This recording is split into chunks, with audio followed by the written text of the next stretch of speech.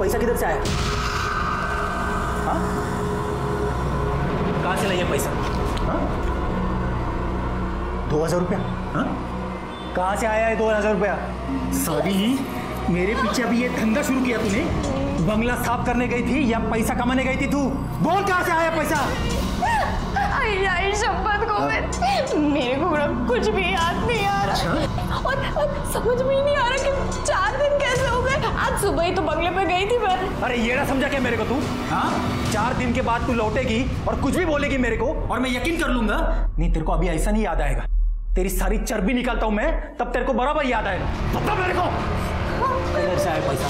मुझे सचमुच कुछ याद नहीं आ रहा है। याद नहीं है? नहीं। हाँ? पर मुझे समझ आ गया कि मेरे साथ कुछ तो गलत हुआ है उधर। क्या गलत हुआ तेरे साथ? मतलब जब मैं सो के उठी ना, तब मेरे कपड़े ठीक नहीं थे। मुझे लगता है कि कोई तो जबरदस्ती किया है मेरे साथ। कुछ तो भी किया है मेरे साथ। गोविंद, मुझे ना पुलिस स्टेशन लेके चलना, मेरे को कंप्लेंट लिखवानी। चुप सारी, मुंह काला करके आ रही है। हाँ? और मेरे को झूठी कहानी बोल रही है तू? कंप्लेंट करेगी, इधर ही पड़ी रहे ना, बाहर निकलेगी ना तो तेरी जान दे दूंगा मैं, समझे ना?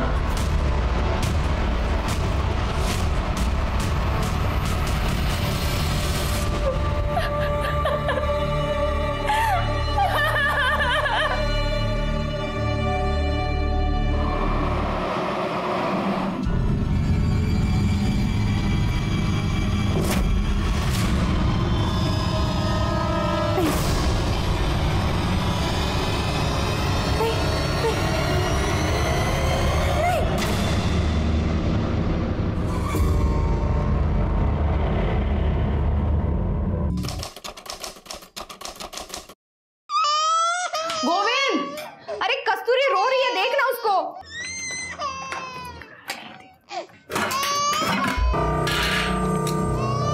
चावल तो खत्म था ही, आटा भी खत्म हो गया। रोटी कैसे बनाओ?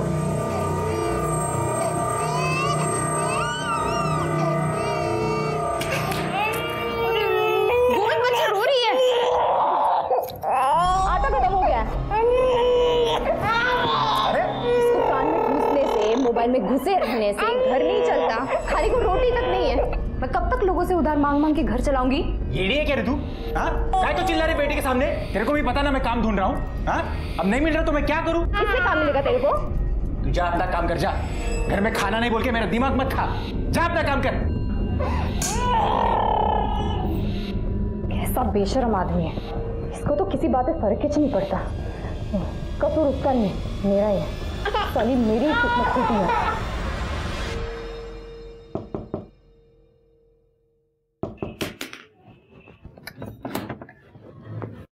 अरे मीना, कशी आहे तू? बरी आहे आशा ताई। ताई वो 200 रुपये उधार दो ना। वो घर में आटा खत्म हो गया है। मैंने भाजी बना ली थी, रोटी बनाने गई तो देखा आटा ही नहीं है। वो पुराने वाला उधार याद है मेरे को, मैं वो डायरी में लिख के रखी है। गोविंद को नौकरी लगेगी ना तो एक साथ सब लौटा देगी। पर वो अभी 200 रुपये मिल जाते तो ताई। मेरे पास भी कहाँ रहते हैं हमेशा। खैर तू यहीं रुक, मैं देखती हूँ कितना दे सकती हूँ।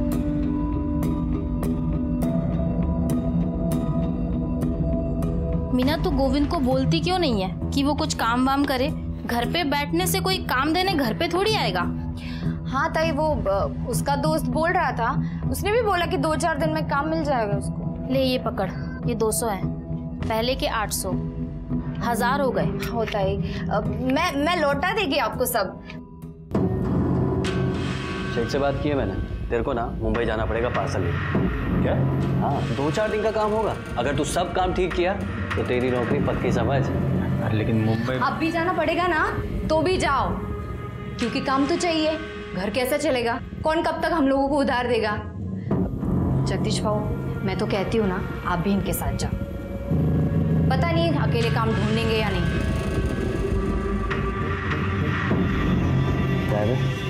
भाभी बहुत भड़की हुई है। ये खाली है क्या तेरी? बिल्कुल। वैसे एक और काम है, उधर से पैसा भी जल्दी मिलेगा। कौन सा? देख तू तो जानता ही है मैं जिस बंगले की देखभाल करता हूँ मेरा सेठ दुबई रहता है। उसे हफ्ते में एक बार साफ सफाई के लिए काम करने वाले की जरूरत है। अगर मीना भाभी ये काम करने को तैयार हो जाए तो मैं आगे बात करता हूँ। बोल क्या बोलता है तू?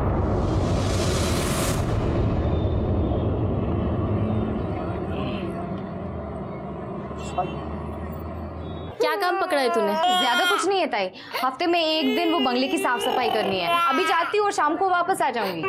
ताई ये रो रही है, इसको थोड़ा खाना दे देना, ठीक है? इसमें इसका खाना है, दूध है, सब कुछ है। आप इसको संभाल लेना, शाम तक मैं आती हूँ। इसका टेंशन मत करिए, घर पे ही है। कस्तूरी और मैं बहुत मजे करेंगे। तू जा काम पे।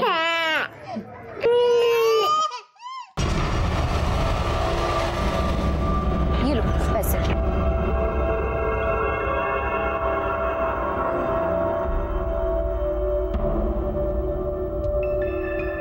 अरे बाप रे बाप, कितना बड़ा घर है ये।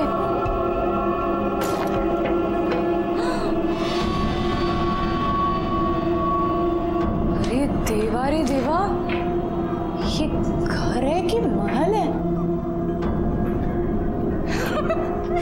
मस्त है।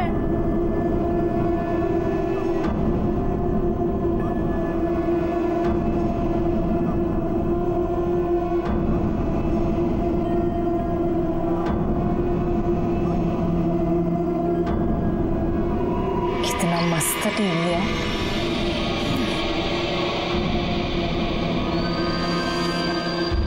मीना, येड़ी है का तू? ये सब देखने में टाइम निकल जाएगा तो काम कब करेगी?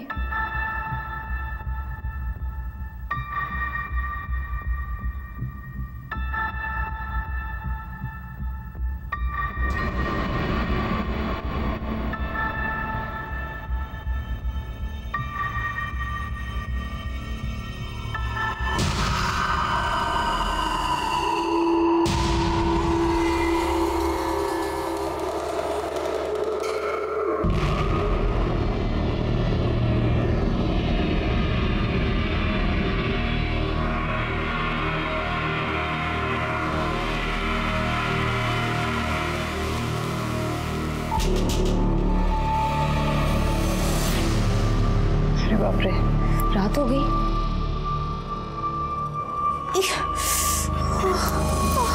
सिर भी दुख रहा है।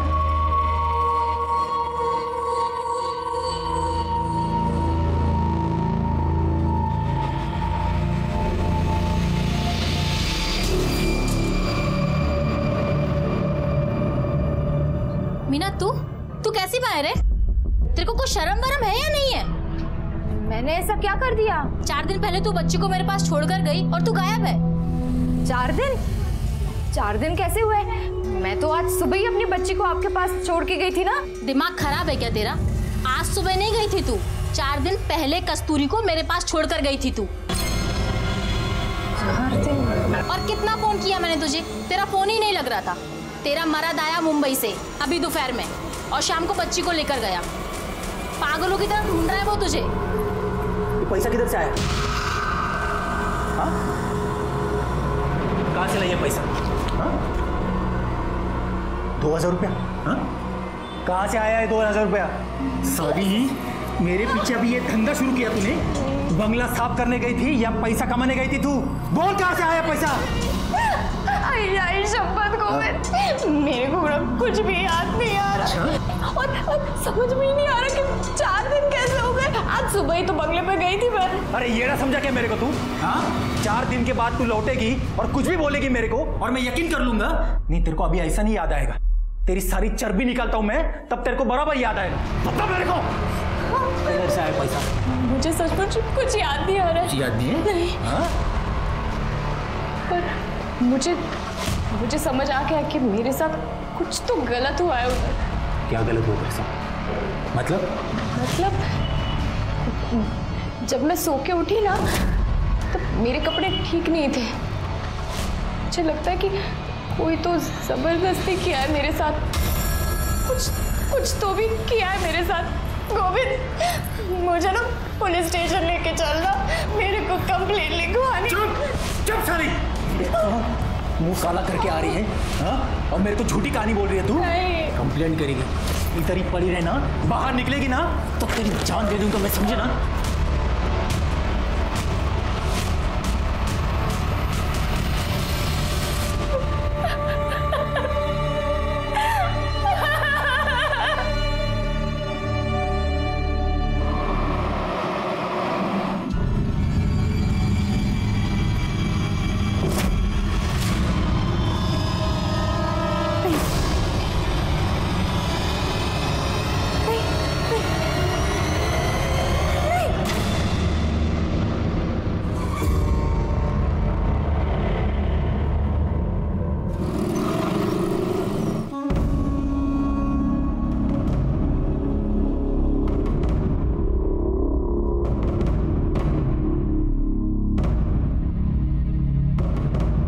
ताई थांबा, कुठे चाललात? काय काम है? वो बड़े साहब से मिलना था, कंप्लेंट लिखवानी थी। बड़े साहब तो बाहर गए हैं। आइए मेरे को बोलिए कंप्लेंट, आइए मैं लिखता हूँ। नहीं, बड़े साहब से ही मिलना है। क्या है ताई, बड़े साहब केस के सिलसिले में बाहर गए हैं, उनको आने में टाइम लगेगा। नहीं बट उनसे ही मिलना था, मेरे को तो उनसे ही मिलना था। ठीक है, तुम्ही तिथे बसून वाट बघा। चलो चलो साइड हटो, हटिए, चलो चला पीछे चला। पाटिल बॉडी को सीधा करो।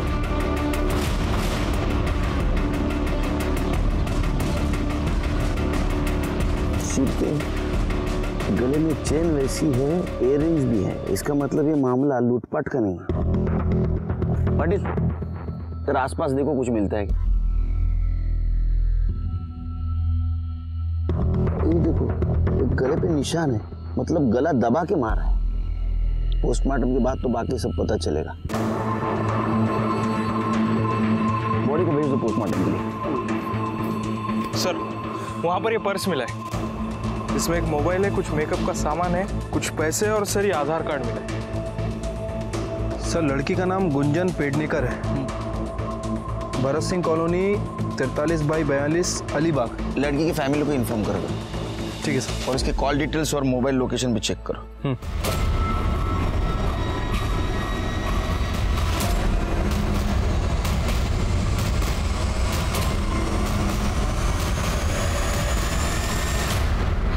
नमस्कार साहब। सर ये औरत कंप्लेंट लिखवाना चाहती है। वो क्या मुहूर्त वक्त है, लिखून गया? जी सर, मैंने उनको बोला कि मैं कंप्लेंट लिखवा दूँ, पर वो आपका इंतजार कर रहे हैं, आपको ही मिलना चाह रहे हैं। हाँ बताइए क्या कंप्लेंट है आपकी?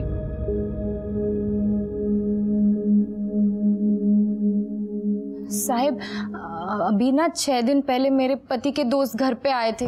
मैं जिस बंगले की देखभाल करता हूँ मेरा सेठ दुबई रहता है, उसे हफ्ते में एक बार साफ सफाई के लिए काम करने वाले की ज़रूरत है। अगर मीना भाभी ये काम करने को तैयार हो जाए तो मैं आगे बात करता हूँ। बोल क्या बोलता है तू? हाँ करेगी ना वो। अरे जब तक मेरा काम शुरू नहीं होता तब तक तो करेगी ना। हाँ कर लेगी, मैं कर लेगी। ठीक है फिर मैं बात करता हूँ अपने सेठ से। लेकिन मैं मुंबई जाऊंगा और तू भी उधर जाएगी तो बच्चे को कौन संभालेगा रे? बच्चे का क्या करना है ना मैं देख लेगी। तू ना बहाने बनाना बंद कर और काम कर।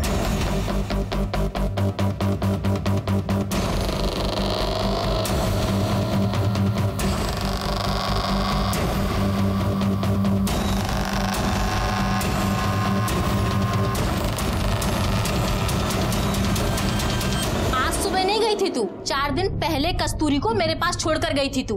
कहाँ से आया है 2000 रुपया? मेरे को कोई सुई लगाया था, कोई लाल कमीज वाला आदमी था, उसका चेहरा याद नहीं मेरे को, और एक खाकी वर्दी कोई तो आदमी था उसके साथ। साहब मुझे ऐसा लगता है कि मेरे साथ जबरदस्ती की गई है साहब।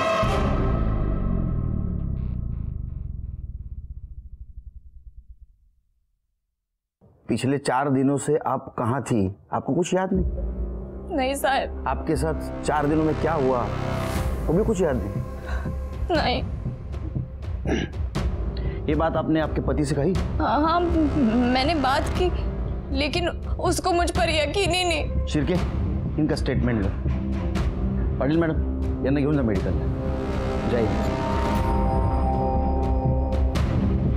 शिर्के इसके पति को और बेंगलोर का केयर टेकर जगदीश को बुला। ठीक है सर। एक केस को डिस्कस। साहब मैं ही वो बंगले की देखभाल करता हूँ और मीना भाभी को मैंने ही वहाँ काम पे लगवाया था। तो तेरे को पता होगा ना वहाँ कौन आता है, कौन जाता है, क्या चलता है। साहब मैं ही सुबह शाम आता जाता हूँ नजर मारने, और सेठ तो दुबई में 2-4 साल में कभी कभार आए तो आए, नहीं तो नहीं आते, और कोई नहीं आता जाता नहीं है। तो वो 4 दिनों में मीना वहाँ नहीं दिखाई दी तुझे कभी? साहब मैं और गोविंद मुंबई में थे 4 दिन से, इसके काम के सिलसिले में ही गए थे, और वो तो गोविंद को पैसे और काम दोनों की ज़रूरत है, इसलिए मीना भाभी को साफ सफाई के लिए मैंने वहाँ लगवाया था। अब मुझे पता होता कि मैं ही फंसूंगा तो मैं ऐसा कभी नहीं करता साहब। मैंने तो सिर्फ अपने दोस्त की मदद करने की सोची सर।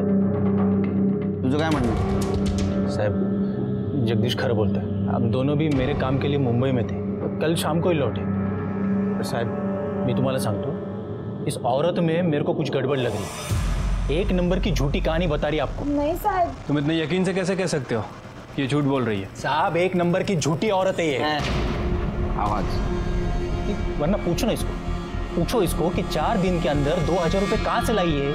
नहीं, जबकि उसको याद ही नहीं कि वो कहाँ थी, क्या हुआ उसके साथ।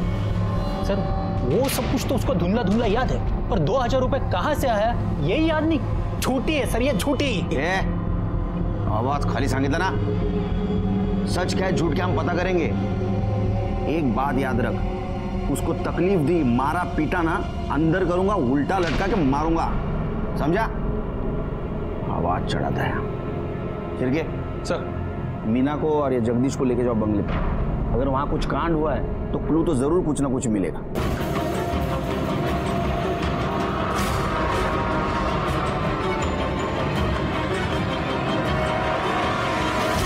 सर अंदर कुछ नहीं मिला।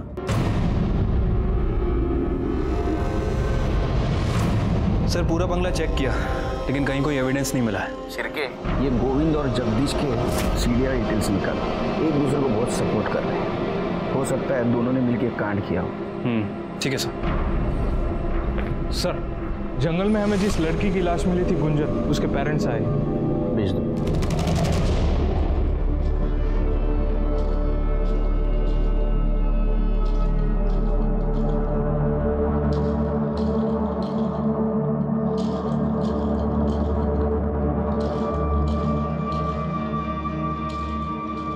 पेडणेकर साहेब, तुमची मुलगी 4 दिवसांपासून गायब होती और आपने मिसिंग कंप्लेंट तक नहीं लिखवाई, क्यों?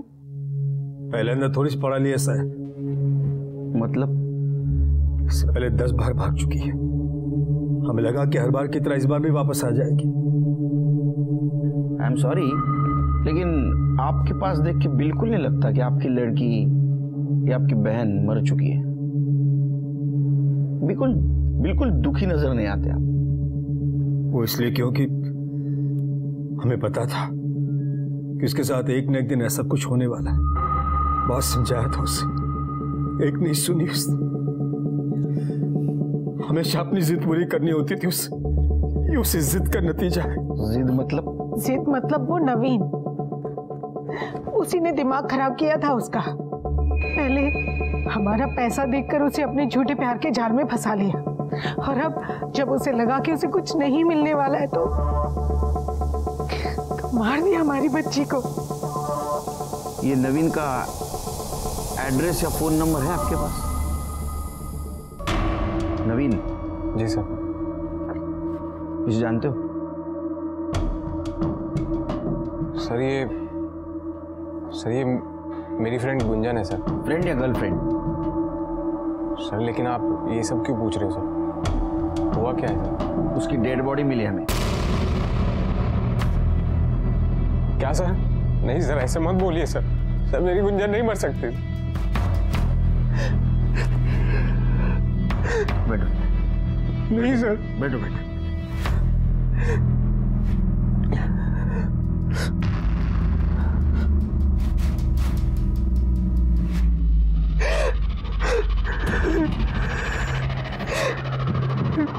अब ये सब बातें छोड़ो, अब सच सच बताओ, गुंजन के बारे में क्या जानते हो? सर मैं उससे सर पहली बार कॉलेज में मिला था। पहले हमारी दोस्ती हुई सर, फिर उसके बाद हम दोनों एक दूसरे को पसंद करने लगे। लेकिन सर गुंजन के घर वाले मुझे पसंद नहीं करते थे। कॉलेज खत्म हुआ तो फिर हम उसके घर वालों से छुप के बाहर मिलने लगे। सर अभी 4 दिन पहले हम मिलने वाले थे, पर क्या? पर सर मिल नहीं पाए क्योंकि कहाँ तुम? मैं कब से तुम्हारा वेट कर रही हूँ। अरे यार मैं ये श्रेयस होटल, बाइक पंचर हो गई है। अरे तो तुम्हें तो 1 घंटा लगेगा यहाँ आने में।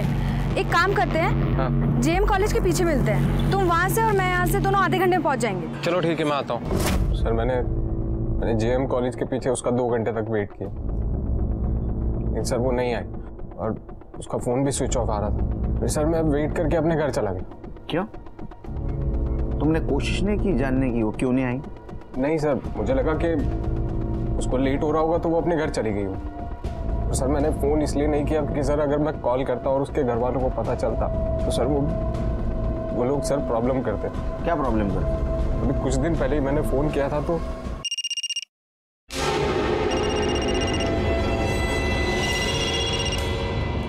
डार्लिंग, तुम 2 मिनट और फोन ना उठाती ना तो मेरी जान निकल जाती। जान तो मैं वैसे भी तुम्हारी ले लूंगा अगर गुंजन का पीछा नहीं छोड़ा तो।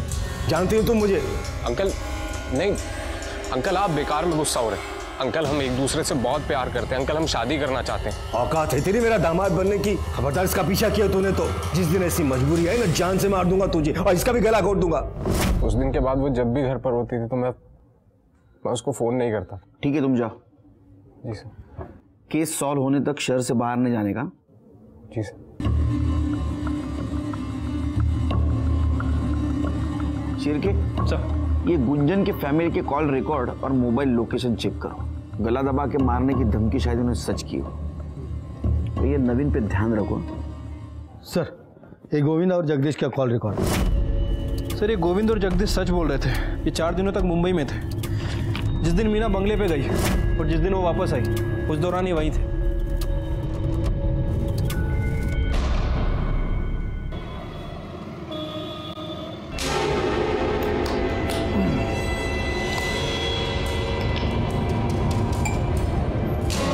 ले कमल पी।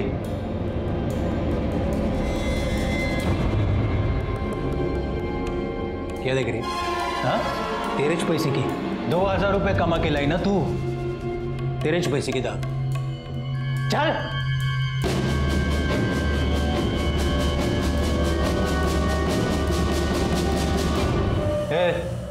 तू क्या देख रहा है? हाँ, पसंद है तेरे को? चाहिए तेरे को? हाँ, अरे चाहिए तो बोलना मेरे को। अरे नहीं बाबू, कैसे बात कर रहे हो आप? लगता है आपको दारू चढ़ गई है।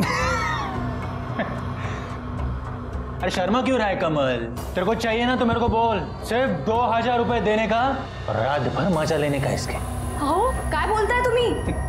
अरे नहीं बाबू, नहीं चाहिए मुझे। अरे 200 रुपए सिर्फ। नहीं बाबू। साले फोकटिया, तो तेरे को क्या सब कुछ फोकट में चाहिए? अरे चल निकल बाहर, निकल साले। क्या करते हो तुम्ही? साला फोकट में चाहिए। क्या देख रही है? हाँ, बुरा लगा तेरे को? दर्द हुआ? साला कस्टमर है क्या तेरा? हाँ, कस्टमर है?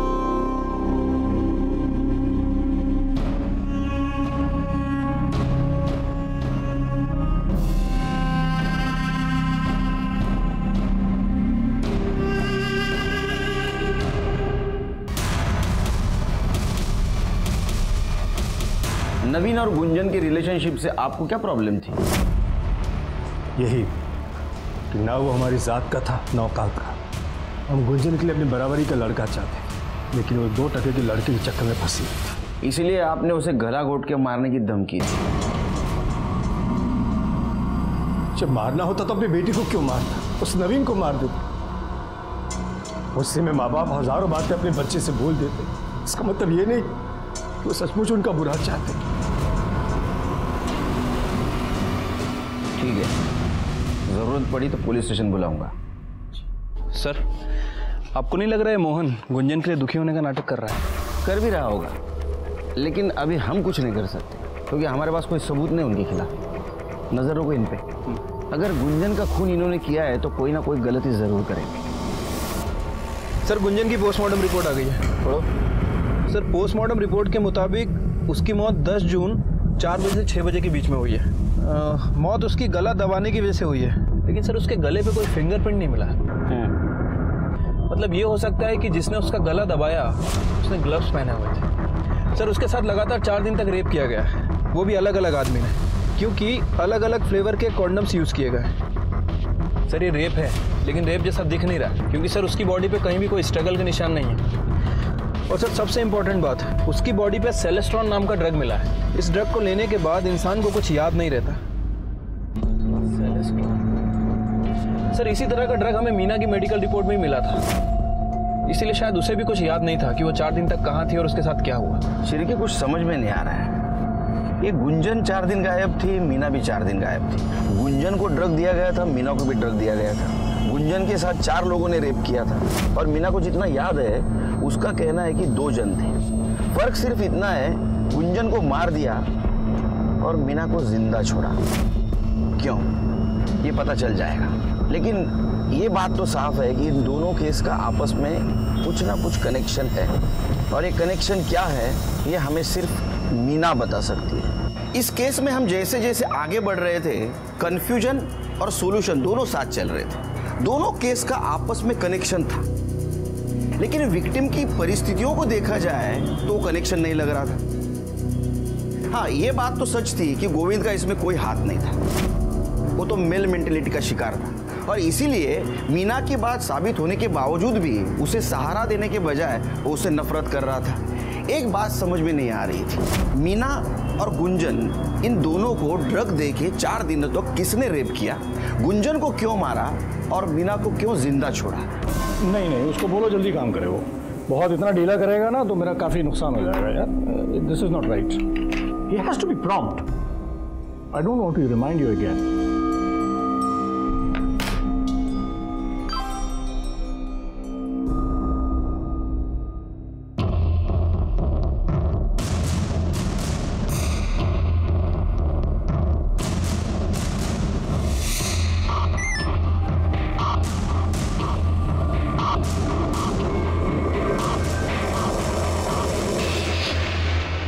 कोई मेजर प्रॉब्लम नहीं है, बस ये मौसम चेंज हुआ है उसकी वजह से थोड़ा कुछ प्रॉब्लम है। आप चिंता मत करें, सब ठीक हो जाएगा। आप बैठिए। सिस्टर,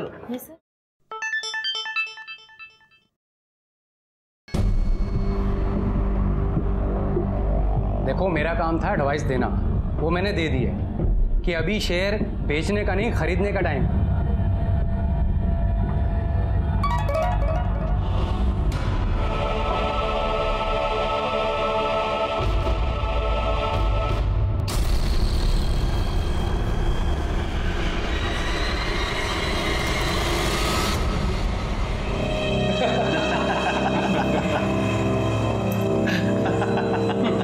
अरे भाई, कल तो अजीत ने बोली 25,000 से शुरू की।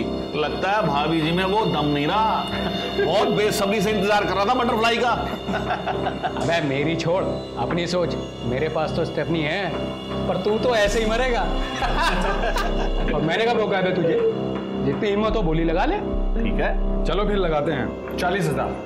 40,000, 60,000। कोई है इससे ऊपर बोलने वाला? बोलो। क्यों राजन भाई, क्या बात है? आजकल धंधा कुछ मंदा चल रहा है। हाँ, तो आपने बोली नहीं लगाई। 75,000। चलिए राजन भाई, बटरफ्लाई पे सबसे पहला हक आपका। तो इसी बात पे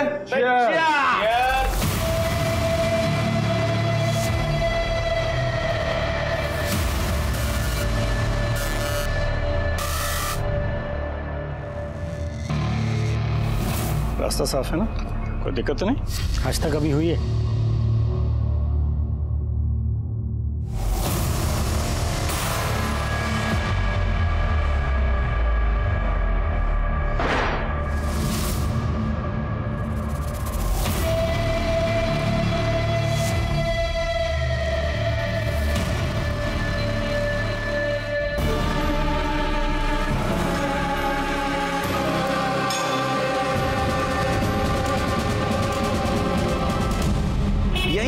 आदमी थे जो क्लब चलाते थे और मासूम लड़कियों की बोली लगाते थे, उन्हें ड्रग्स देकर रेप करते थे, और इस वजह से इन लड़कियों को कुछ याद नहीं रहता था। मीना को जो धुंधला धुंधला सा याद आ रहा था, उसमें 2 आदमी थे, एक लाल शर्ट पहना हुआ और एक खाकी ड्रेस पहना हुआ। लाल शर्ट तो कोई भी पहन सकता है, लेकिन खाकी वर्दी या तो रिक्शा ड्राइवर, या तो गवर्नमेंट ऑफिस का प्यून,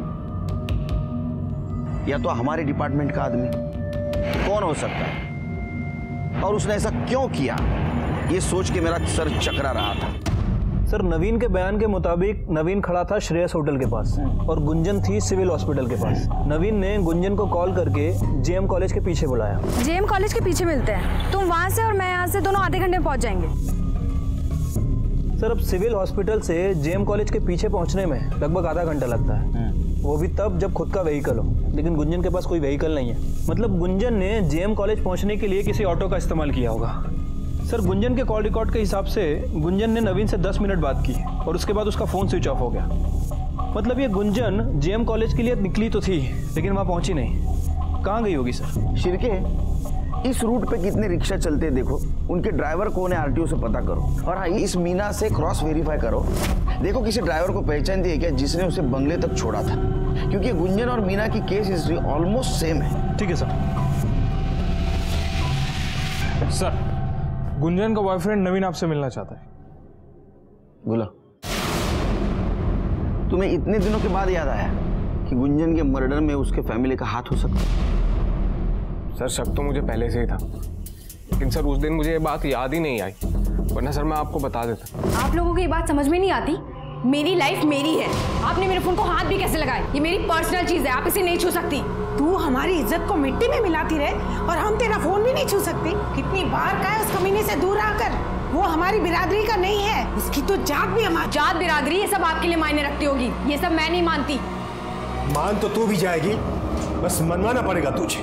मैं क्या छोटी बच्ची हूँ जो आपकी धमकियों से डर जाऊंगी? सर, ये सब मुझे गुंजन ने ही फोन पर बताया, और सर कुछ टाइम बाद तो उन्होंने उसका फोन भी छीन लिया गया था। सर, बहुत दिन तक हमारी बात नहीं हुई, तो फिर सर मुझसे रहा नहीं गया, और सर मैं हिम्मत जुटा के उससे मिलने उसके घर पर चला गया। चल गुंजन, चल गया ऐसे।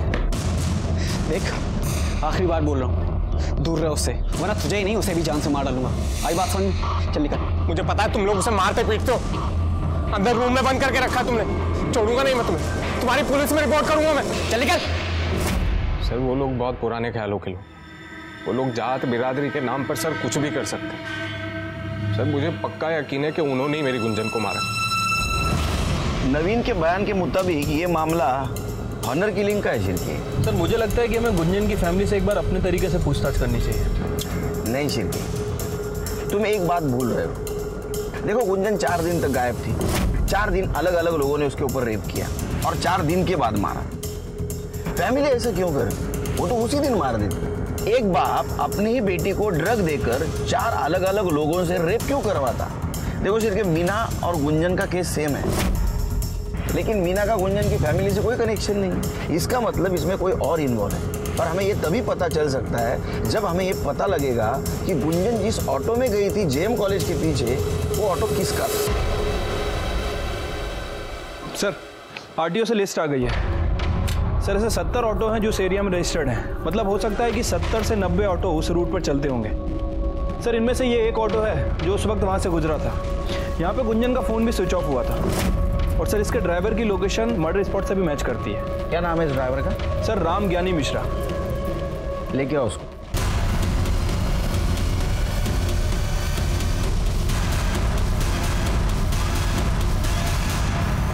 चलो, राम ज्ञानी मिश्रा, क्यों मारा लड़की को? सब हमने नहीं मारा साहब उस लड़की को, हम तो सिर्फ लड़की को उठा करके वो छोड़ने का काम करते थे। वापस झूठ बोल रहा है, झूठ बोल रहा है।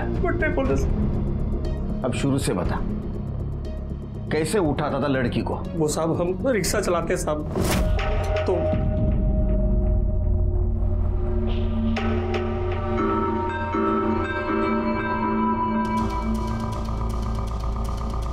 ए लैला मजनू, क्या हो रहा है इधर? ये पब्लिक प्लेस है, माहिती है ना, ये सब अलाउड नहीं इधर।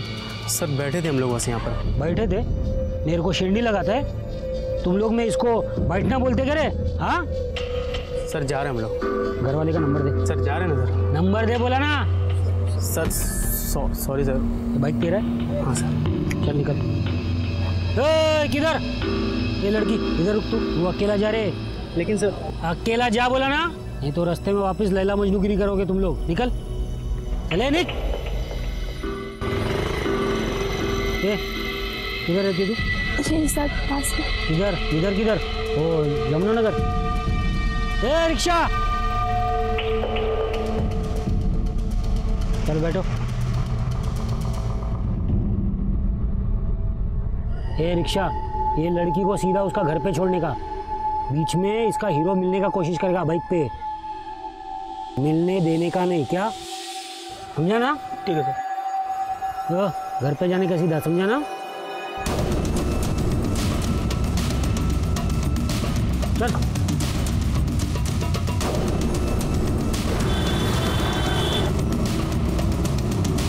अरे सिस्टर, आपको बहुत टेंशन हो रहा है, एकदम देखिए पसीना पसीना हो गई है।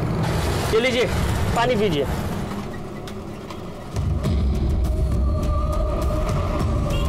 आराम से पानी पीजिए।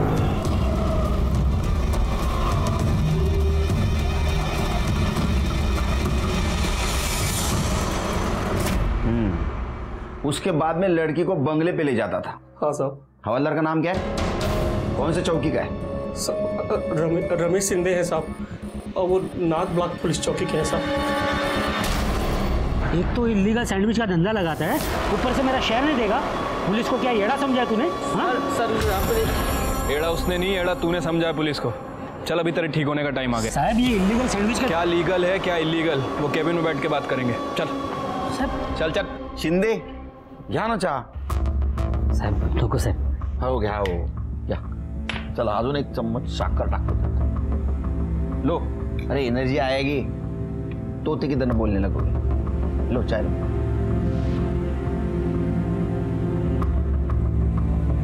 आ गई एनर्जी, बोलो। बुलवाना पड़ेगा।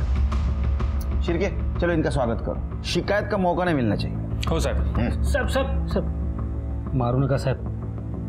रिक्शा वाले मिश्रा ने जहां लड़की को छोड़ा था वहीं तुम्हारा मोबाइल लोकेशन मिला है।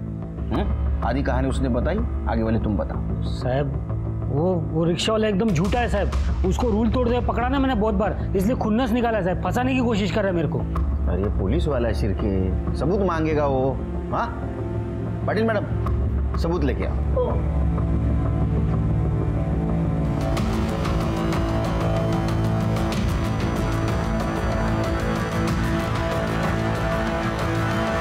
पहचाना? इसने पहचाना तेरे को? तू कबूल कर ना कर, मेरे लिए इतना सबूत काफी है। शिरके, इसके खिलाफ ज्यादा से ज्यादा चार्ज लगा, इसके घर वाले भी इसकी शक्ल भूल जाए। साहब इसके ऊपर मैंने जबरदस्ती किया था साहब, लेकिन मैं उसको बंगले पे नहीं लेके गया था साहब। ये लड़की मेरे को खुद बंगले में बेहोशी की हालत में मिली साहब। साहब ये काम मैं अपने लिए नहीं करता हूँ साहब, कुछ बड़े लोग हैं उनके लिए करता हूँ। कुत्रिया हलकट, तूने मेरी जिंदगी बर्बाद कर दी। मैं तेरे को नहीं छोड़ेगी, तेरे को मार डालेगी तेरे को। कुत्रिया मार डालेगी मैं तेरे को। कैसा पुलिस वाला है रे तू? हाँ, वो बेहोश थी, कैसे पहचानेगी तेरे को? मैंने अपना नाटक किया और तूने कबूल कर लिया। चल बता, अब इसमें कौन कौन शामिल है वो बता। साहब वो बड़े लोग हैं, पैसे वाले लोग हैं साहब, मैं उनके लिए लड़की सप्लाई करने का काम करता था। शिरकी, इसके बड़े और पैसे वाले लोगों को लेके आओ इधर। ठीक है सर। डिपार्टमेंटचं नाव खराब करून टाकलं तू।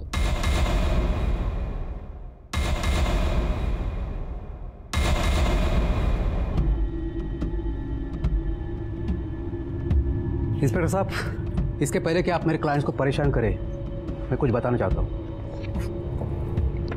एंटीसिपेटरी बेल के पेपर्स हैं इन चारों के, आपके पास इनके खिलाफ कोई सबूत या गवाह नहीं। ये चारों इनोसेंट है, आप इन्हें परेशान नहीं कर सकते। आपने इन्हें सिर्फ एंटीसिपेटरी बेल के बारे में बताया, ये नहीं बताया पुलिस सबूत कहां से भी ढूंढ के निकाल सकती। जल्द मिलेंगे सबूत के साथ, जाइए। शिरके, सर इन चारों के कॉल डिटेल्स निकालो और 24 आवर्स इनके ऊपर निगरानी रखो। सर मुझे लगता है कि इस गुंजन मर्डर केस में ये चारों, वो auto driver Mishra, constable Shinde और वो केयरटेकर जगदीश, इनमें से कोई एक इन्वॉल्व है। बस एक बार सबूत हाथ लग जाए सब पता चल जाएगा। मुझे भी जानना है कि गुंजन को मारने का और मीना को जिंदा छोड़ने का क्या मोटिव होगा उसका।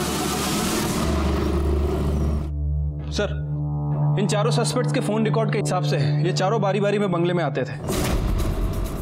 लेकिन सर ये देखिए, इनमें से एक बंदा इसकी लोकेशन मिश्रा ऑटो वाले की लोकेशन से मैच करती है। इसका मतलब यह है सर कि जिस दिन मर्डर हुआ ये बंगले में गया और उसके पीछे पीछे मिश्रा ऑटो वाला वहां गया। थोड़ी देर बाद मिश्रा वहां से निकला और सर वहां गया जहां गुंजन की डेड बॉडी मिली। थोड़ी देर के बाद मिश्रा वहां से भी निकल गया और सर ठीक 5 मिनट बाद इस बंदे का फोन एग्जैक्टली उसी लोकेशन पर एक्टिव था। लेकिन मिश्रा ने हमसे बात क्यों छुपाई कि वो मर्डर वाली जगह गया था और मिश्रा के पीछे ये गया? हमारा टारगेट यही है। Let's go.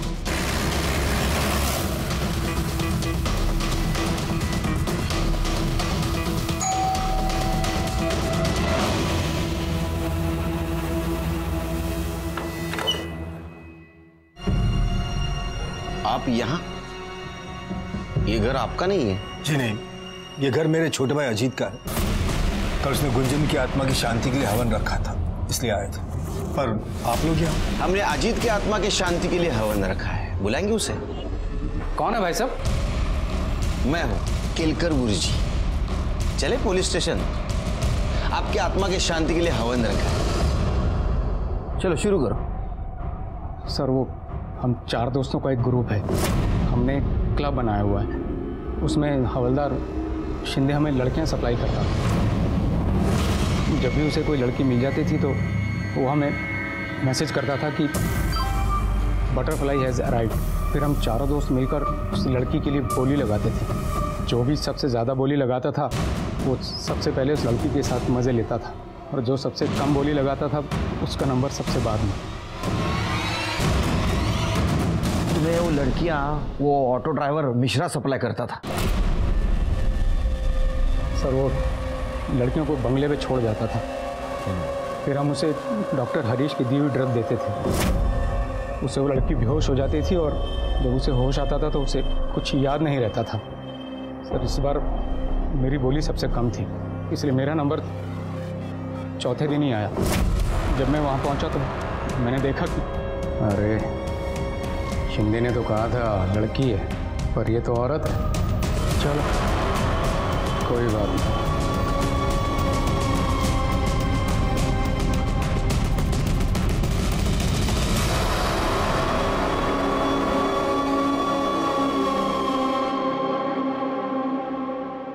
प्लीज मेरी हेल्प करो, प्लीज मेरी हेल्प करो, प्लीज मेरी हेल्प करो। कोई है? चाचा गुंजन, चाचा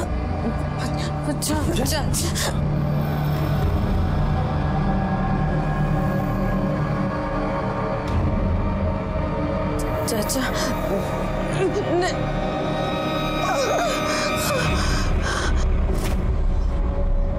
तुमने अपने भतीजे के साथ वही किया जो उन तीनों ने किया? नहीं सर, वो मेरी भतीजी थी, मेरी बेटी जैसी। अरे फिर तेरी बेटी जैसी भतीजी को इंजेक्शन क्यों दिया?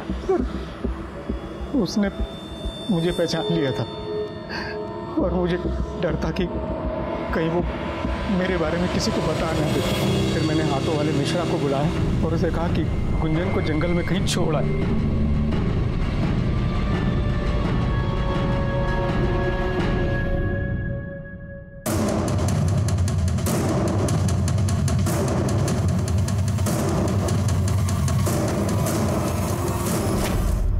तू मर्डर केस में तो अंदर जाएगा।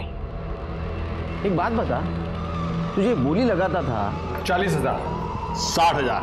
ये पैसा जाता कहाँ था? तुम्हारा बॉस कौन है? सर हमारा कोई बॉस नहीं है, हमारा ये सारा पैसा केयर टेकर जगदीश को जाता था। नजर रखना, मैं आता हूँ।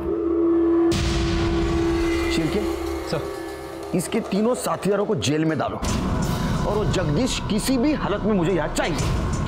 ठीक है सर।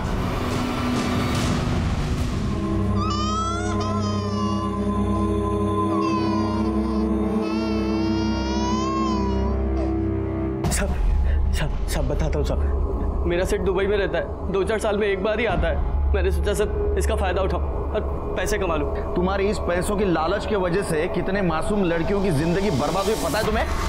अब सड़ो जिंदगी भर जेल में। बहुत बुरा लग रहा है।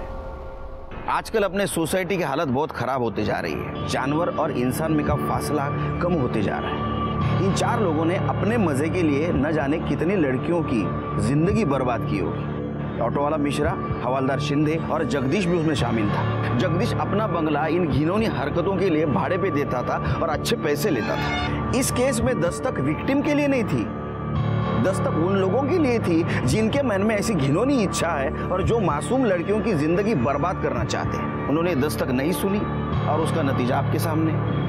मैं सीनियर इंस्पेक्टर सुनील केलकर आप सबसे विदा लेता हूं। फिर मिलेंगे अगले एपिसोड में। तब तक के लिए सतर्क रहिए, देखते रहिए क्राइम पेट्रोल दस्तक। मकसद बताना नहीं, बचाना है। जय हिंद।